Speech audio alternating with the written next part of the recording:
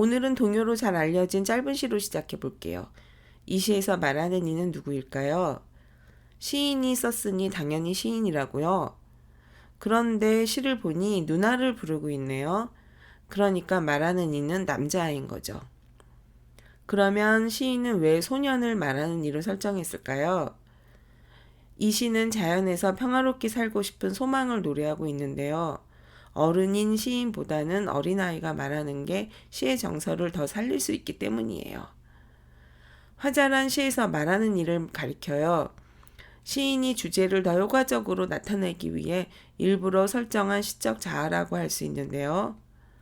화자는 시에 따라 시인 자신일 수도 있고 시인이 아닌 다른 존재일 수도 있어요. 중요한 거는 화자의 위치인데요. 첫째는 이 시의 표면에 화자가 드러나는 시가 있어요. 이때는 나, 내, 우리라는 단어가 시에 있으면 화자가 드러난다 라고 해요. 시를 볼까요? 서정주 시인의 춘향 유문이라는 시인데요. 유문이란 유서를 말하는 거죠. 그러니까 감옥에서 죽음을 기다리며 쓴 편지 형식의 유서라고 할 수 있는데요. 여기에 우리라는 단어가 있죠. 춘향이 자신과 이도령이겠네요. 그러면 화자는 춘향이겠죠. 이 시는 삶과 죽음을 초월한 영원한 사랑을 노래한 시인데요. 40대 중년인 시인보다는 목숨을 걸고 사랑을 지킨 지고지순한 춘향이의 목소리로 시를 말하면 더 효과적이겠죠. 화자인 나가 시인 자신의 시도 물론 있어요. 예를 들어 볼까요? 시의 표면에 나가 여러 번 등장하는데요.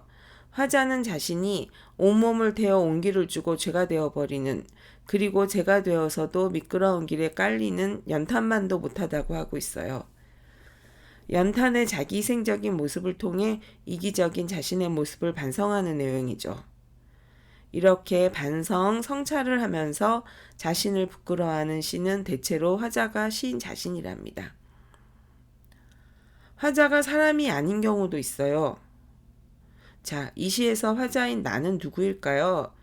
제목에 그 정체가 밝혀지는데요. 여러분도 맞춰보세요. 화자인 나는 청동의 표면에서 출발해 점점 퍼지는 진폭의 새가 되고 광막한 울음이 되어 떠난다고 해요. 알겠나요? 네, 종소리예요. 시인은 종소리처럼 퍼지는 자유에 대한 의지와 확산을 강조하기 위해서 종소리를 화자로 설정한 것이랍니다.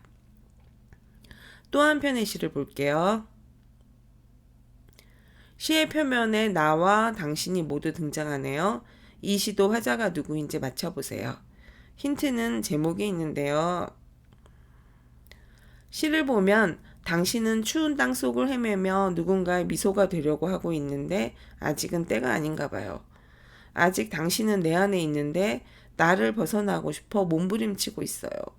그리고 마침내 때가 되어 당신이 나를 벗어날 때면 화자인 나는 갈갈이 찢기고 만다고 하네요. 알겠나요? 힌트를 공개할게요. 제목은 꽃피는 시절이에요.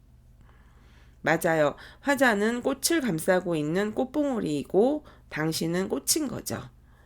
한 송이 꽃을 피우기 위해 겪어야 하는 시련을 이보다 더 멋지게 쓸 수 있을까요? 두 번째는 화자가 시에 드러나지 않는 시도 있어요. 나, 내, 우리라는 단어가 없는 경우겠죠? 예를 들어 볼게요.